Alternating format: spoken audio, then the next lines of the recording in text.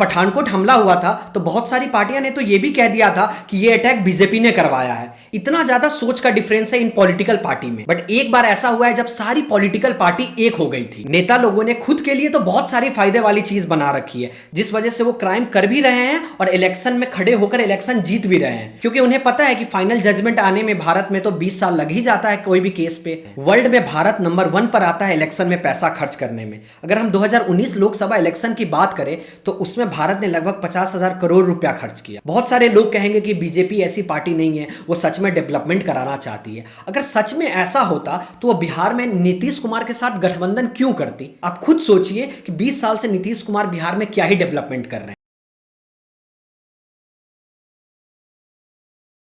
हमारी पार्लियामेंट में 40% ऐसे पॉलिटिशियन हैं जिन पे क्रिमिनल चार्जेस हैं।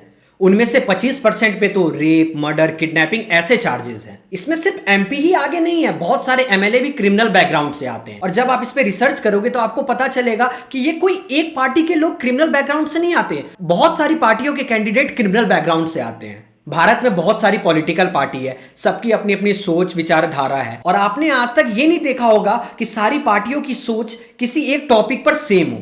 जब भारत की सुरक्षा की बात आती है तभी बहुत सारी पॉलिटिकल पार्टी की सोच डिफर करती है। जब पठानकोट हमला हुआ था तो बहुत सारी पार्टियां ने तो यह भी कह दिया था कि यह अटैक बीजेपी ने करवाया है। इतना ज्यादा सोच का डिफरेंस है इन पॉलिटिकल पार्टी में। बट एक बार ऐसा हुआ है जब सारी पॉलिटिकल पार्टी एक हो गई थी। 1999 में एसोसिएशन फॉर डेमोक्रेटिक रिफॉर्म्स, ये एक नॉन गवर्नमेंट ऑर्गेनाइजेशन है जो पॉलिटिक्स में कुछ चेंजेस लाती रहती है ताकि muscle power, money power, criminal power ज्यादा पॉलिटिक्स में यूज ना हो सके। 1999 में यह ऑर्गेनाइजेशन दिल्ली में एक पीआईएल फाइल करती है। उस पीआईएल में यह लिखा हुआ था कि जिस कैंडिडेट पे क्रिमिनल चार्जेस है वो इलेक्शन में खड़ा नहीं हो सकता। और सबसे अच्छी बात, दिल्ली हाईकोर्ट ने यह पीआईएल एक्सेप्ट भी कर लिया था। फिर बहुत सारे नेता सामने आते हैं और सुप्रीम कोर्ट में इस पीआईएल के अगेंस्ट अपील करते हैं।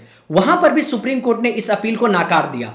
तब जाके हमें वो देखने को मिला जो आज तक कभी नहीं हुआ था, सारी पार्टियां एक हो जाती है और तब जाके इस पीआईएल को नीचे कराया जाता है। और सारी पॉलिटिकल पार्टी इस बात पे अपनी अपनी तर्क दे रही थी। बहुत सारी पॉलिटिकल पार्टी ये कहती है कि जब तक किसी इंसान पर क्रिमिनल चार्जेस प्रूव नहीं हो जाते, कोर्ट का ऑर्डर नहीं आ जाता, तब तक वो इलेक्शन में खड़ा क्यों नहीं हो सकता। बट वही अगर आप बैंक में पीओ बनना चाहते हैं, आईएएस आईपीएस बनना चाहते हैं, तो आप पे कोई भी केस एफआईआर रजिस्टर्ड नहीं होना चाहिए। अगर आप पे कोई केस एफआईआर रजिस्टर्ड है तो आपको ऑफर लेटर नहीं मिलेगा। नेता लोगों ने खुद के लिए तो बहुत सारी फायदे वाली चीज बना रखी है, जिस वजह से वो क्राइम कर भी रहे हैं और इलेक्शन में खड़े होकर इलेक्शन जीत भी रहे हैं, क्योंकि उन्हें पता है कि फाइनल जजमेंट आने में भारत में तो 20 साल लग ही जाता है कोई भी केस पे। और बहुत सारे नेता आपको बोलते हुए नजर आएंगे कि पॉलिटिक्स एक समाज सेवा है। अगर पॉलिटिक्स समाज सेवा है तो उसमें फिर सैलरी क्यों दी जाती है? और अगर आप सोचते हैं कि पॉलिटिक्स एक नौकरी है तो उसमें फिर कोई एलिजिबिलिटी क्राइटेरिया, कोई एग्जाम क्यों नहीं लिया जाता? इसी सब दिक्कत की वजह से राबड़ी देवी जो अनपढ़ थी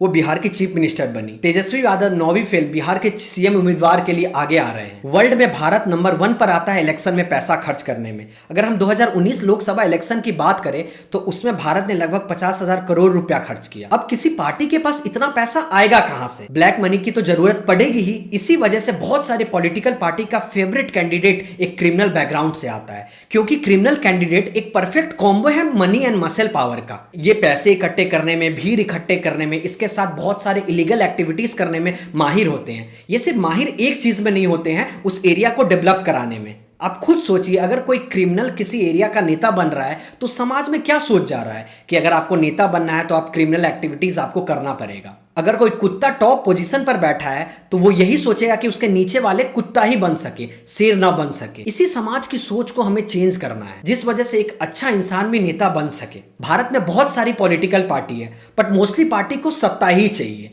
बहुत सारे लोग कहेंगे कि बीजेपी ऐसी पार्टी नहीं है, वो सच में डेवलपमेंट कराना चाहती है। अगर सच में ऐसा होता तो वो बिहार में नीतीश कुमार के साथ गठबंधन क्यों करती? आप खुद सोचिए कि 20 साल से नीतीश कुमार बिहार में क्या ही डेवलपमेंट कर रहे हैं। अगर बीजेपी को सच में कुछ डेवलपमेंट बिहार में करना होता तो नीतीश कुमार को सीएम क्यों बनाती, उनके साथ गठबंधन क्यों करती? इससे पता चलता है कि पॉलिटिकल पार्टी को भी सिर्फ सत्ता चाहिए। वीडियो एंड होने से पहले मैं ये कहना चाहूंगा कि अगर आप 18+ हैं तो वोट करने जरूर जाएं, और वोट करने से पहले ये जरूर सोचें कि आप किसी क्रिमिनल को वोट ना करें। अगर आप ऐसा करेंगे तो अगली बार से पॉलिटिकल पार्टी ही क्रिमिनल कैंडिडेट को टिकट देना बंद करेगी। इससे हमारे सोसाइटी का फायदा जरूर होगा।